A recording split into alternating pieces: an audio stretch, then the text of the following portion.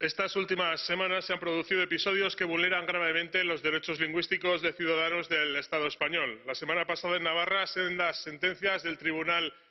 Superior han despreciado el desconocimiento de la lengua vasca como mérito, no como requisito, como mérito, mientras considera que lenguas como el inglés o el alemán sí deben ser valoradas. También hace 10 días a la consejera de Cultura del Gobierno asturiano se le impidió hablar en lengua asturiana en el propio Parlamento de Asturias, hecho insólito donde los haya. Estas actuaciones no son conformes con la Carta de Derechos Fundamentales de la Unión Europea, que en su artículo 21 establece que se prohíbe toda discriminación ejercida por razón de lengua, por lo que, tal y como ya hizo el Comité de Ministros del Consejo de Europa, es necesario seguir instando al Estado español a aplicar la Carta Europea de Lenguas Minoritarias y la resolución de este Parlamento sobre diversidad lingüística. La pluralidad de Europa se defiende desde la identidad y la lengua de cada uno de los europeos, y estamos hablando de derechos, no de escoger la lengua más potente, porque entonces solo nos quedaríamos con una, que es precisamente la que se va de la Unión, parece, el día 31. Muchas gracias.